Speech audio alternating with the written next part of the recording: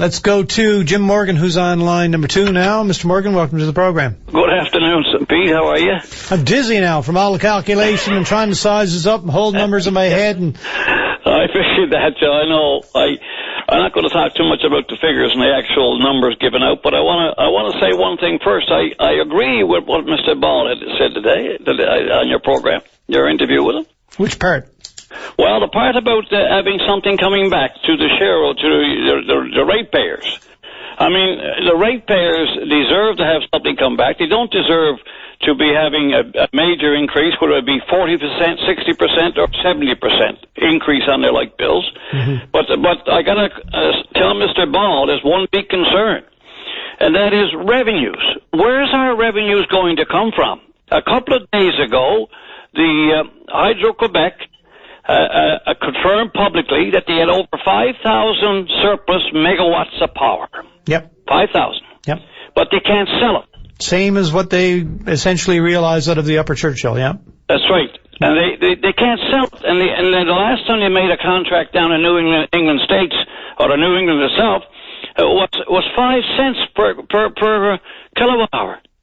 5 cents. Mm-hmm. Now, so if we're going to sell power, where are we going to sell it to? Nova Scotians are going to get, as we all know, 170 megawatts of power over the line that they're going to build, and they're building it now. By the way, before I forget it, there's an overrun on that project announced by Emera, $300 million. And we have to pay 50%, there's a little formula there, first 5% goes to them, and the next 5% is ours, but the overall total is 50-50. We pay Newfoundlanders, the taxpayers here through Nalcor, got to pay for half of the cost of the overruns on that line. And that's what it is now, $300 million. And that wasn't included just by Mr. Martin for some reason.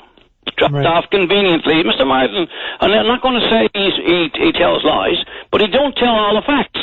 And that's what I got a problem with all the time with Nalcor. They don't always tell all the facts. And there are cost-plus contracts in place down in the Muskrat Falls. For example, confirmed at the annual meeting, and I was there. I think I asked a question. S&C Lavalin is on a cost-plus contract. A lot of people don't know that. S&C Lavalin is on a cost-plus contract with Nalcor. Well, he said Astaldi is on a unit price contract this morning, but that wasn't brought up as far as I know. No, but he knew it. He knew about the overrun, too. He didn't add that $300 million on half of it, our liability, on the lines in Nova Scotia either. Mm-hmm. But anyway, you mentioned Astaldi, they got 28 subcontracts now in place. Mm-hmm. 28. Mm-hmm. After getting $1 billion contract. But I want to talk about revenues because everybody, including the government, has been saying for some time, oh yeah, we're going to get revenues, and we might be able to. Now the interim premier is saying the same thing as Mr. Ball. Maybe we'll have to use some of the revenues. What revenues? Where are we going to sell the power? Who's going to buy it at 17 to 21 cents per kilowatt hour? Who's going to buy that? Well, Mr. Martin is on record as saying yesterday it's going to be between $30 and $35 billion, although he didn't stipulate exactly over what period that is. I assume it's over the life of the hydroelectric dam. I guess, Pete, what he's talking about may be saving some on the interest cost, the cost of the loans. No, that's $300 million. I'm talking about the project itself is going to bring the province profit of $30 to $35 billion. He's living in a dream world, I think he is. Well, that's what he said. He said it again this morning. One question he never answered. I've been at every annual meeting of Nalcor. And no, there's not one question he's answered any time. Where are we going to get the revenue? Where's the revenue coming from? The deal signed between the Newfoundland government and Ottawa, and I know about it. I've got a copy of it. And it says that the ratepayers will be totally responsible for the total cost of Muskrat Falls. Yeah.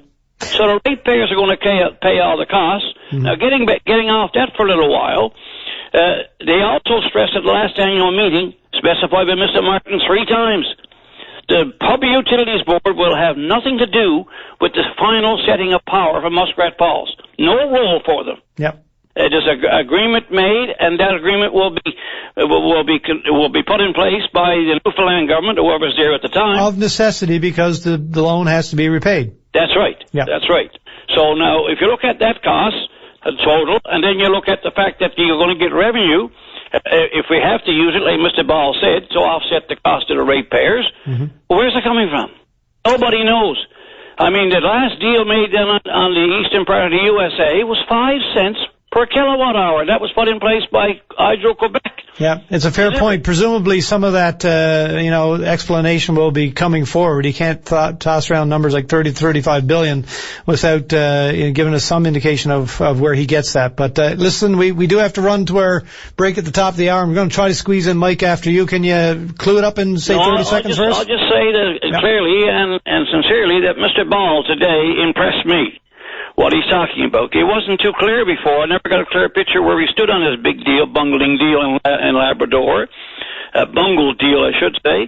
But he made it clear today and quite good in my view, and the people will understand. But right now, for Tom Marshall, I said before I close, what's he talking about now, offsetting the cost of the ratepayers by revenues?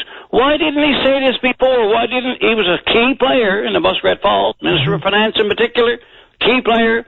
Why didn't he talk about that then? Not now. We know there's going to be big overruns for costing the ratepayers of this province and the taxpayers in general. I'll close by saying, buddy, thanks very much for the time. And keep up the good work. Thank you. See you some other time. Okay, sir. So I appreciate that very much. One thing I will say, too, in conclusion, is that it's the first time that I ever heard Mr. Martin say categorically that all of the extra work and cost associated with the engineering and the construction of the North Spur reinforcement is included in the new, might as well call it $7 billion overall cost. But no contract yet. No, not yet. Okay. Thank you. Care. Appreciate it. Bye-bye.